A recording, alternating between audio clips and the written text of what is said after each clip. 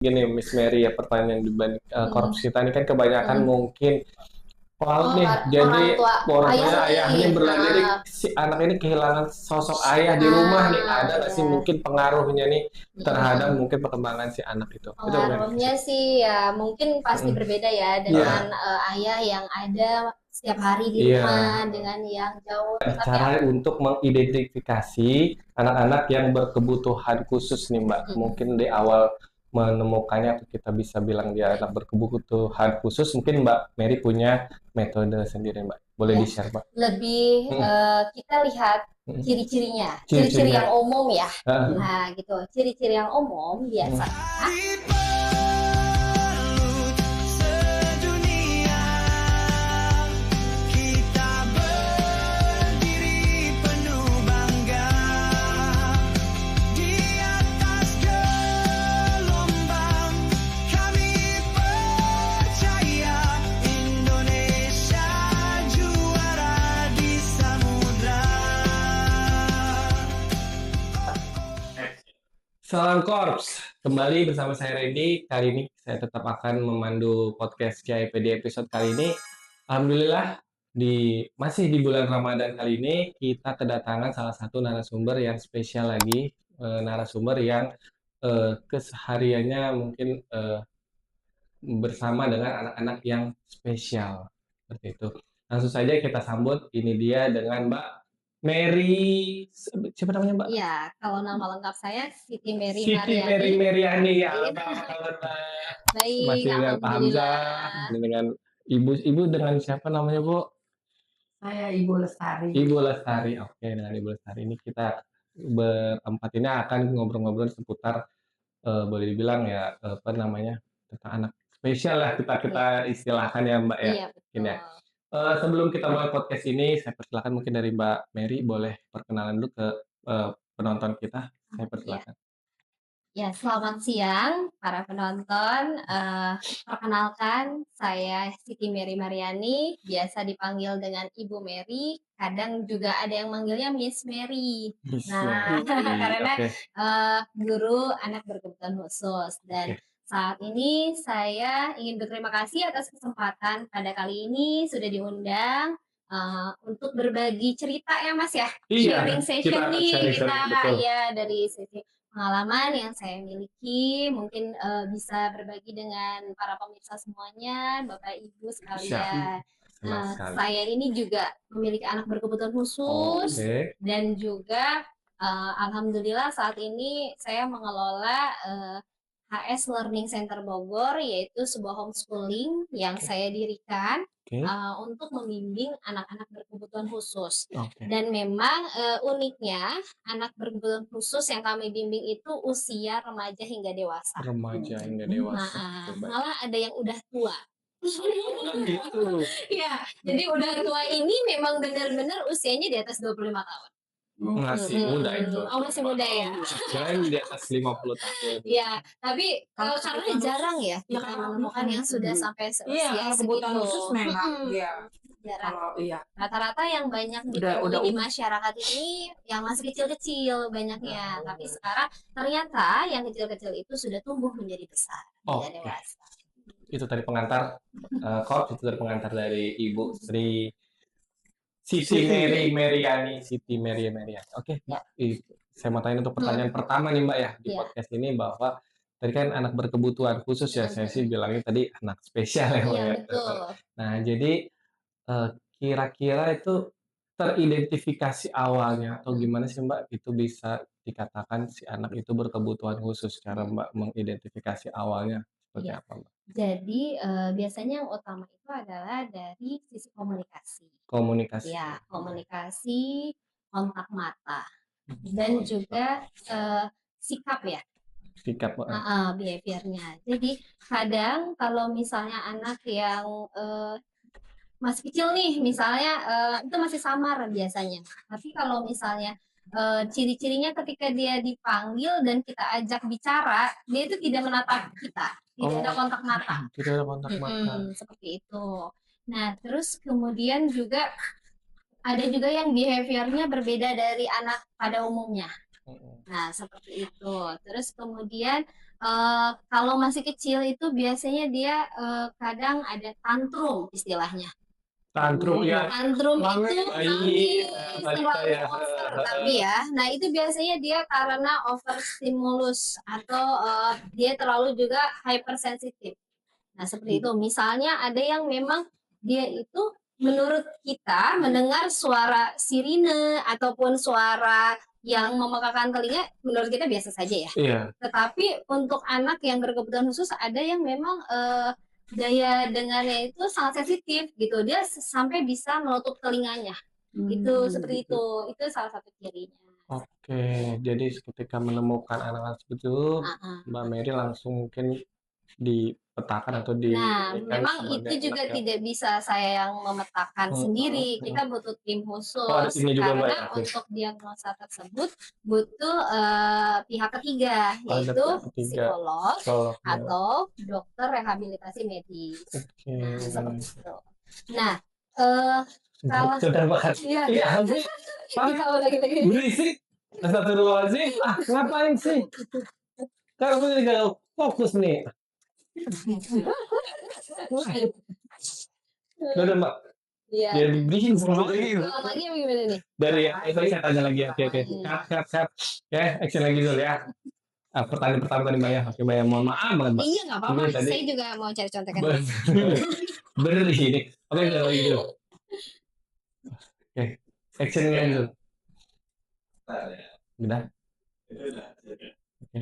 5, 4, 3, 2, 1. Oke, Mbak Mary nih untuk Iya. pertanyaan pertama kita mau tahu nih Mbak cara untuk mengidentifikasi anak-anak yang berkebutuhan khusus nih Mbak. Mungkin di awal menemukannya atau kita bisa bilang dia anak berkebutuhan khusus, mungkin Mbak Mary punya metode sendiri Mbak. Boleh Ya. di-share Mbak? Lebih kita lihat ciri-cirinya, Ciri-cirinya. ciri-ciri yang umum ya. Ah, Nah, gitu. Ciri-ciri yang umum biasanya ketika komunikasi itu gini, kita ngobrol, Mas natap mata saya dong. Iya nggak? Iya. Mas Pur Iya. juga pasti kan Iya. kita ada Iya. kontak mata ya Bu ya. Heeh. Tetapi kalau dengan anak berkebutuhan khusus, biasanya dia datang kemana-mana. Oh, Nah, Atau bisa jadi atau cuma dia yang sambil jalan ya ngejawab, atau ketika kita tanya dia nggak bisa ngejawab atau lari kemana. dari jawabannya Iya, nggak juga bisa fokus gitu. maksudnya jawabannya sesuai yang kita harapkan itu Nah, apa gitu? itu juga berbeda-beda tergantung tingkat ibaratnya apa ya, berat atau ringannya si anak diagnosa anak tersebut. Oke. Jadi dalam anak berkebutuhan khusus pun khususnya autism yang Iya. biasanya kita lebih sering kenal ya, Iya. itu ada beberapa tingkatan. Ada Ada tingkatan ringan, medium atau sedang atau autism berat. Baik. Nah, ketika yang berat itu biasanya mereka kadang sulit berkomunikasi. Oke. Nah, atau ada juga yang memang nonverbal. Mereka memang sulit berkomunikasi, tapi ketika ada yang verbal pun dia biasanya menjawabnya hanya sepatah dua patah kata. Oke. Tetapi untuk anak yang autism ringan atau misalnya sedang, dia bisa menjawab, tapi mungkin kontak matanya kemana-mana. Kontak matanya. Ya. Oh. Atau dia nggak mau diem gitu.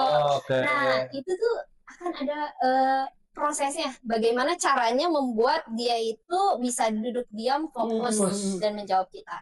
Oh, Ini gurunya. itu cara. Nanti kita bahas. Baik, jadi mungkin Pak Hamzah boleh silakan Iya. pertanyaannya. Tadi kan Ibu Miss Mary, Iya. ya, Miss itu Mary.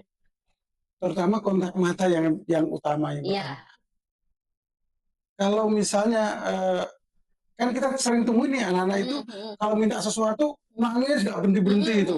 Ya, Tantrum itu tadi istilahnya ya. yang sekarang. Iya. Tantrum itu. Itu apakah juga mungkin ada Indikasi indikasi ke Kategori. kategori yang Kebutuhan kebutuhan khusus. khusus Nah. gitu. Nggak semua anak tantrum itu kita bilang kamu berkebutuhan khusus atau kamu special needs nih, nggak juga. Nah, kita nggak bisa mendiagnosa atau melabel anak sembarangan. Nah, karena butuh praktisi khusus, yaitu yang profesional. Oke. Nah, yang untuk mendiagnosa anak tersebut pastinya dengan alat-alatnya tersendiri. Misalnya psikolog anak biasanya. Terus kemudian juga dokter rehabilitasi medik dan terapis. Nah, itu tiga tiga hal tersebut. Dokter saraf bukan ya? Kita dokter rehabilitasi medis. Ya.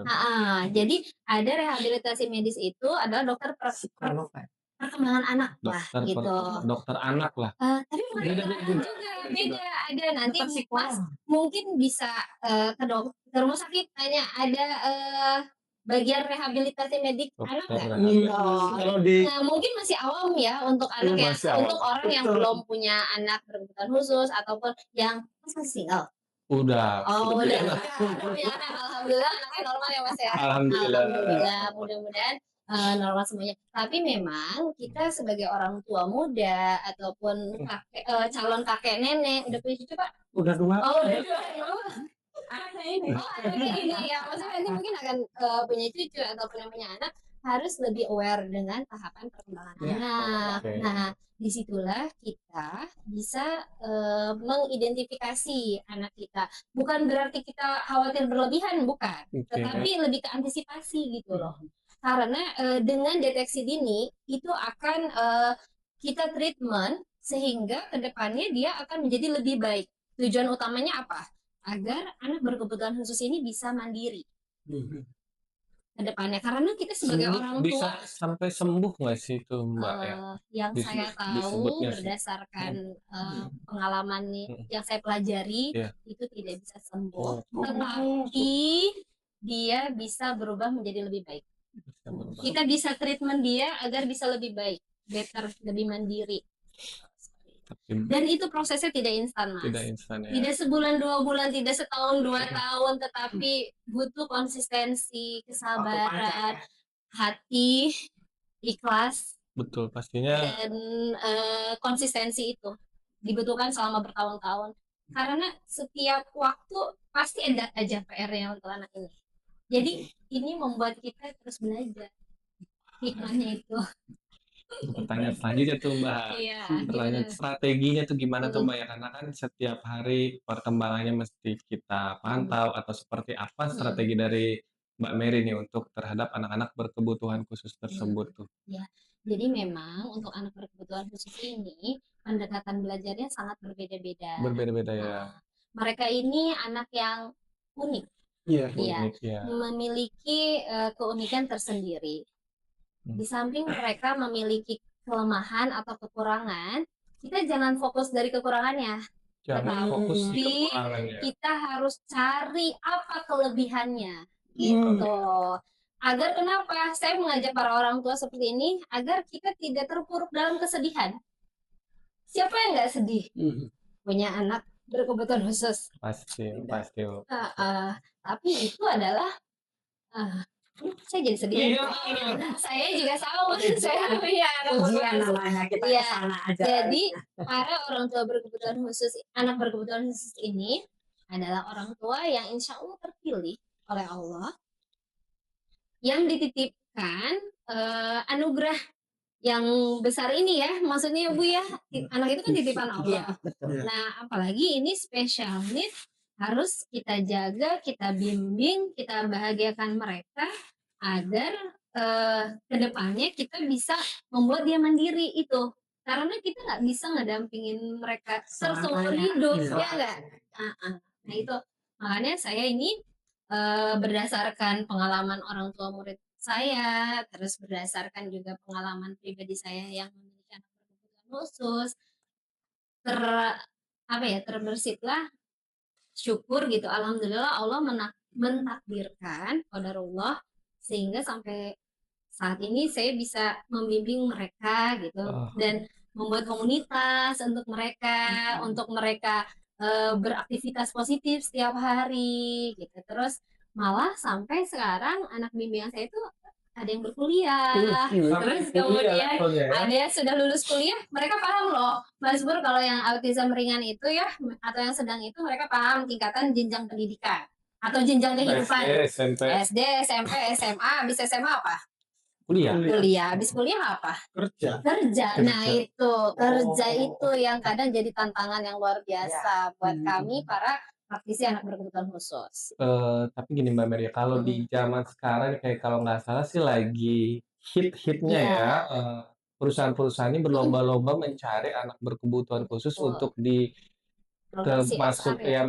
dimasukkan ke perusahaannya dan Mm-mm. menjadi branding nih ke Iya, perusahaan itu, jadi betul. dapat nilai positif buat perusahaan itu aware sama anak berkebutuhan khusus nih, Mbak. Alhamdulillah, betul Ini gimana sekali. tanggapannya Mbak strategi dari perusahaan ini Saya sangat mengambil itu? bersyukur Hmm. saat ini masyarakat luas sudah Hmm. mulai peduli, Iya. aware dengan anak-anak berkebutuhan khusus yang mungkin dulu anak-anak, sekarang sudah dewasa. Iya. Lebih ke kita sebut kalau yang dewasa itu insan berkebutuhan khusus. Insan. Jadi anak jadi insan. Iya. Kok mungkin Anda punya pengalaman untuk yang bekerja itu anak berkebutuhan Ah, gimana Pak? betul. Ya, Miss Mary. Hmm. Hari ini yang trending di Bandung, Hmm. salah satu retail besar Hmm. merekrut 2 orang Hasna-Hasni, Hmm. ya, Oh, yang kebutuhan khusus iya, ya, itu untuk tunarungu ya. tunarungu Tapi kan itu di tidak hotel. termasuk Ya, berkebutuhan itu khusus ya. termasuk berkebutuhan khusus Heeh, juga. heeh. Memang ada beberapa kategori berkebutuhan khusus. Hmm. Ada berkebutuhan khusus secara fisik. Hmm. Nah, itu biasanya itu yang fisik itu tunarungu, Tunarungu. maksudnya yang cacat Tunanetra. tunanetra, tidak bisa melihat. Terus misalnya fisik lainnya kakinya ya, ya daksa seperti itu. Dan kalau yang memang tunarungu, tunadaksa dan tunanetra itu dia psikologisnya normal, Mas Pur, sama seperti kita. Jadi memang pihak swasta ataupun pemerintah perusahaan itu lebih mudah untuk mengarahkan mereka karena psikologisnya normal seperti kita. Hambatannya adalah dari fisiknya Fisik saja. saja. Fisiknya. Dan alhamdulillah untuk hal tersebut pemerintah sudah lebih peduli ya sama masyarakat yang disabilitas fisik gitu kan. Seperti misalnya di transportasi umum sudah banyak fasilitasnya. busway. Terus kemudian juga buku-buku braille. Nah, itu seperti Di itu. trotoar juga. Di trotoar sudah banyak, alhamdulillah. Nah, memang yang kedua adalah gangguan perkembangan. Nah, gangguan perkembangan ini yang memang berbeda dengan gangguan fisik. Nah, gangguan perkembangan ini biasanya ada anak autism, terus anak yang ADHD, pernah dengar ADHD? Aduh. Attention Deficit Hyperactive Disorder. Jadi dia tuh aktif banget, hyper banget. Hyperaktif. Nih, anaknya ADHD nih, nggak mau diem. Nah, Kayaknya gitu. kalau banyak anak laki-laki memang super aktif ya, Mbak. Tapi ternyata beda. Oh, beda. Anak yang super aktif dengan anak yang hyperaktif ADHD. Oh, beda nih. Iya. Ada perbedaan. Ini tuh sangat luas banget spektrumnya. Coba mungkin sedikit jadi gini, spill ya, Pak. anak yang aktif, dia bergerak aktif tapi ada tujuannya. Misalnya dia bergerak, lari-lari, mau ngejar bola. Iya, Lari-lari, main bola, emang aktif banget. Nanti loncat ke sini, dia mau ambil buku, mau mainan misalnya, mau main gitu kan. Terus main ngeng gitu kan. Ada tujuannya. Tapi kalau anak ADHD itu dia kebutuhan bergerak itu adalah sebuah kebutuhan untuk dia. Jadi dia bergerak aja jalan-jalan tapi nggak jelas mau ngapain. Pernah ada di kelas biasanya dulu temennya ada nggak nih misalnya yang bergerak, ibu juga guru ngaji ya. Nah, misalnya ada anak yang lain tuh duduk tertib, tapi ada satu anak yang di kelas tuh nggak mau diem jalan-jalan. Iya, ada deh, kayaknya ada dulu. Dulu kita nggak paham itu anak kenapa. Banyak orang yang bilang misalnya anak nakal, susah dibilangin, pembangkang. Nah, biasanya gitu memang. Nah, karena dia bingung mengekspresikan apa yang dia mau, dia kesulitan di dalam pikirannya tuh banyak kayak orang ngomong, ini aku mau ini. Jadi yang ini belum selesai, udah mau ini. Gitu. Jadi biasanya anak ADHD itu seperti itu. Apa ya? Kecepatan nih. Informasi di otaknya itu terlalu cepat. Sementara fisiknya nggak bisa ngimbangin gitu. Nah, itu seperti itu. Itu anak ADHD. Pengalaman saya itu. Oh, Ibu ada pengalaman Ibu. Dari Ibu Sari mungkin boleh pertanyaan selanjutnya. Saya punya pengalaman seperti itu karena anak saya yang pertama seperti itu. Jadi dia masuk TK, itu dia nggak mau duduk. Dia tuh 6 bulan nggak duduk di kelas. Jadi itu kerjanya muter. Nah, karena saya sekolahkan dia di swasta, otomatis yang pihak swasta punya dia memberikan ruang. Kamu duduk di sini aja, dekat ibu. Jadi dia kasih pelajaran. Kamu kerjain. nggak sampai hitungan sejam, nggak sampai hitungan berapa menit dia udah Udah beres. dia beresin. Ini udah. Jadi gurunya itu merasa apa namanya? Ya namanya guru ya, nggak mungkin kehabisan bahan ya, dia kasih lagi. Supaya Anak itu dulu diam. supaya anak ini dia Iya betul. dia gangguin temennya lah, dia Iya begini lagi. betul. Aduh, saya tuh kadang-kadang tuh kita nggak enak ya. Iya betul. Ibu anaknya nakal bener nggak bisa didik nih. Itu zaman dulu Pak. Zaman dulu ya. Zaman dulu tuh seperti itu. Akhirnya diambil kesimpulan anak ini tidak bisa di kelas yang ini. Anak ini harus loncat. Loncat dia. Loncat kelas kan. Nah udah. Setelah loncat kelas aman. Sebentar. Terus begitu lagi.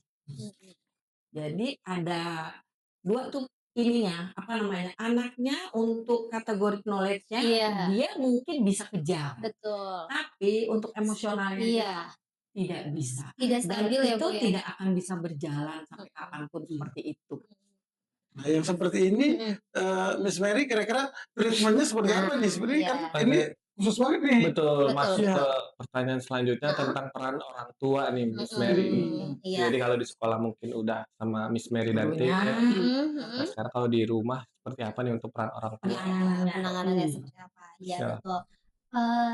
Anak ini dititipkan pada orang tua, bukan dititipkan ke sekolah loh.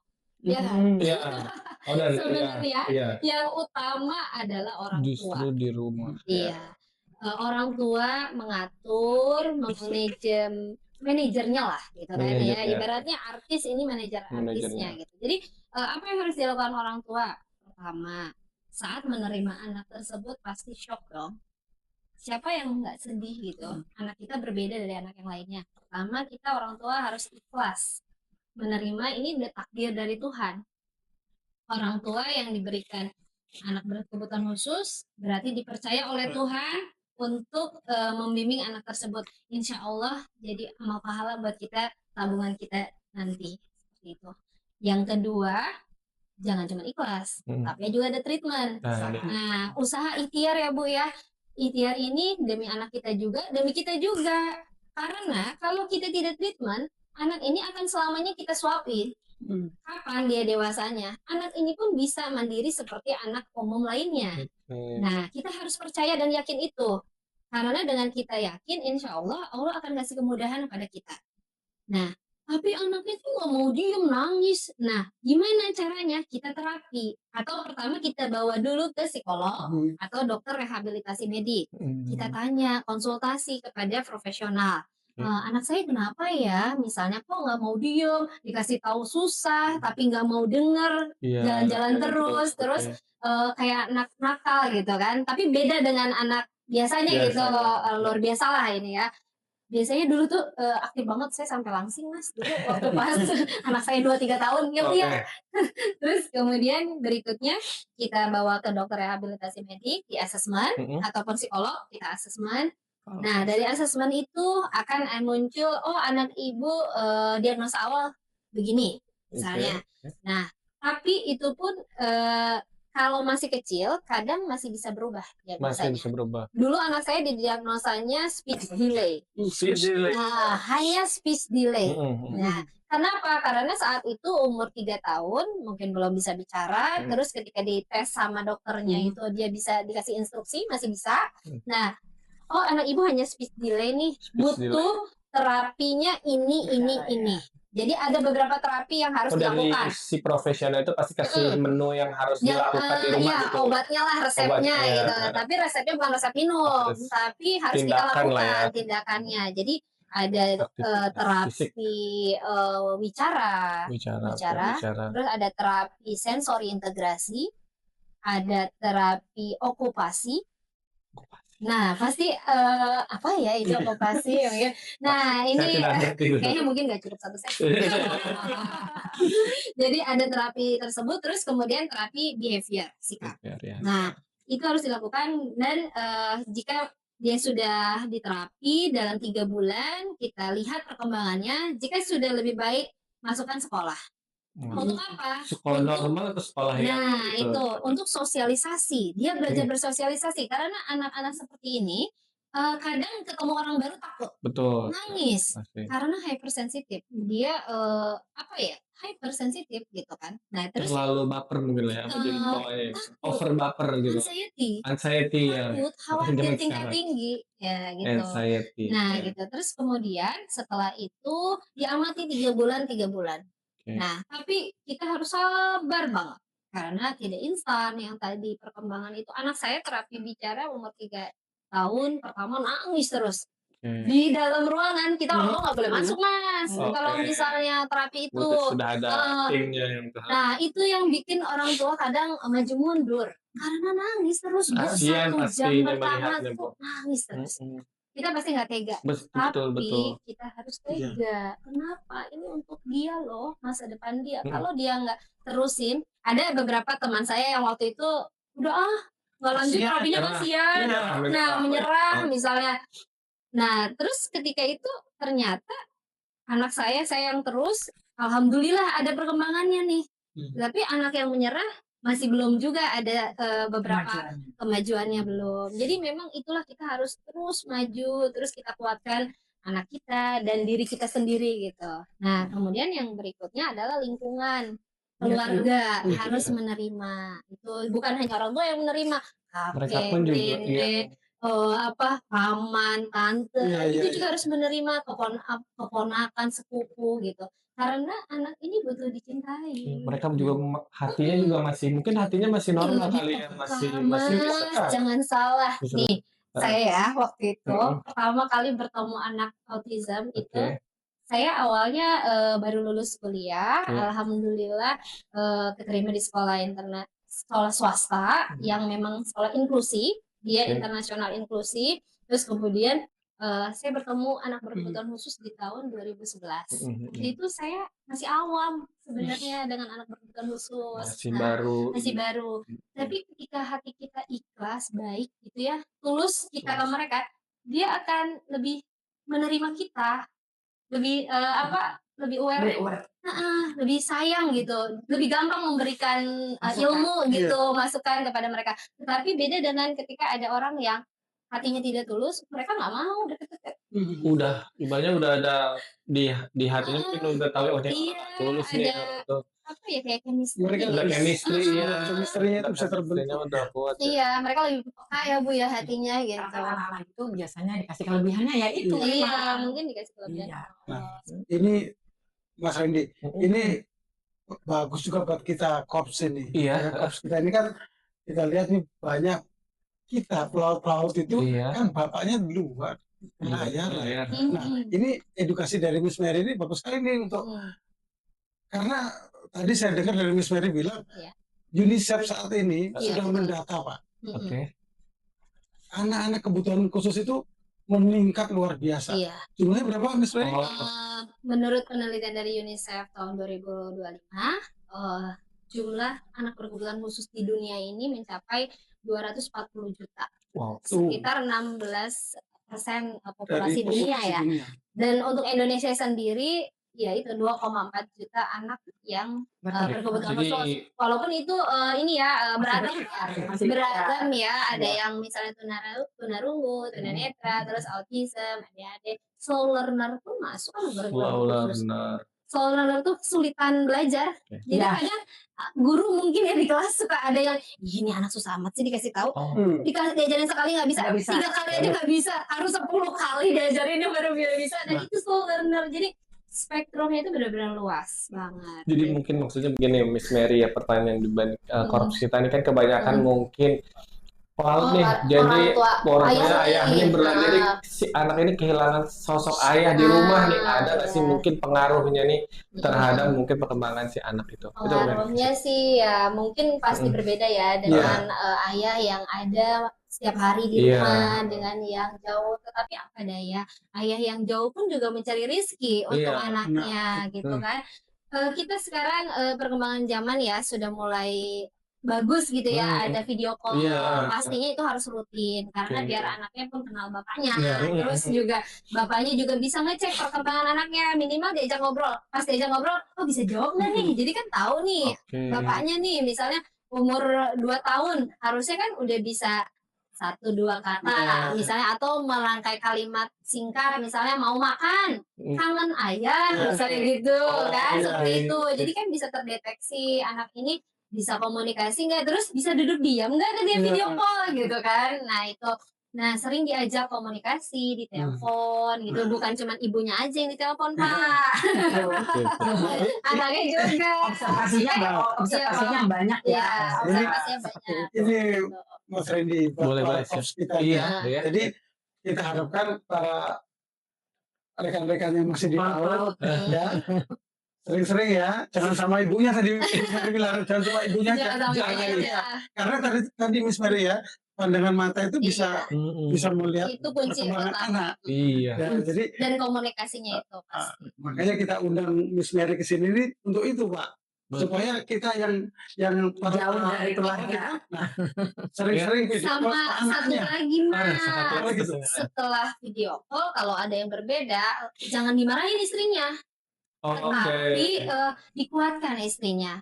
Ayo sayang, kita ajak anak kita ini bawa ke dokter rehabilitasi medik, kita assessment apa yang seharusnya kita lakukan untuk men-treat anak ini jangan sampai terlambat. Betul. Wah, Nah Jangan itu menyalahkan kasih gitu ya. dah dolar-dolarnya Oh, untuk iya. terapi.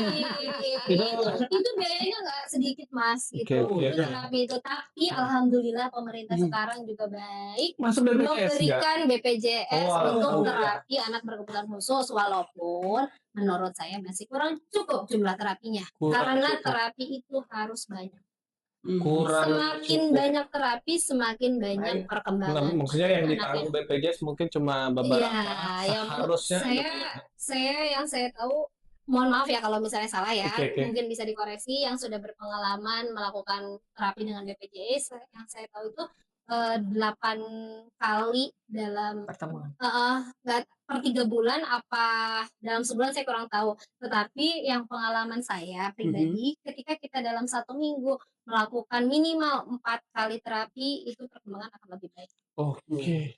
Sudah luar biasa nih berarti fasilitas kesehatan BPJS kita nih. Iya. Luar Jadi biasa. kalau misalnya pakai BPJS udah nih digunakan, alangkah lebih baiknya kita ada bayar mandiri juga gitu loh, ada untuk tambahannya ya, tambahan supaya terapi, lebih maksimal ya.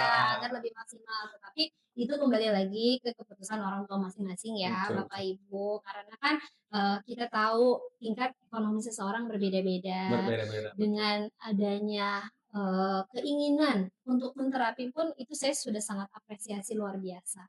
Karena tidak banyak maksudnya mohon maaf, karena masih ada juga orang tua yang masih belum aware ya. dengan anaknya harus diapain sih gitu. Stigmanya Kadang anak saya ada nakal, juga anak yang nakal, tidak stigmanya itu. dibahas gitu. Nanti menyesalnya ketika sudah bertambah Besar. usianya Betul. gitu.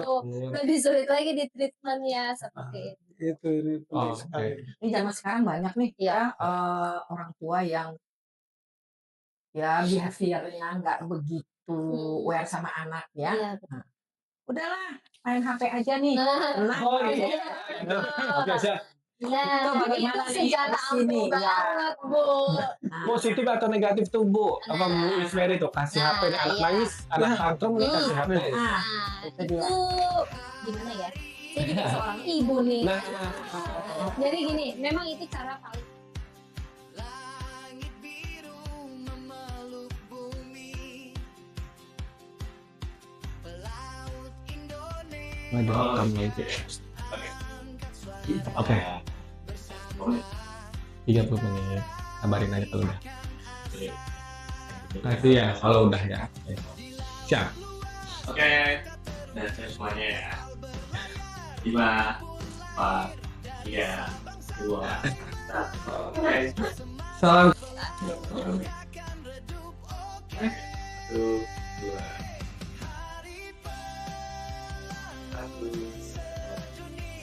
Oke, terima kasih. terima kasih. Ya. Oke, action ini dulu. Mama dong. Dah, action dulu. Dah. Oke, misi. Terima kasih.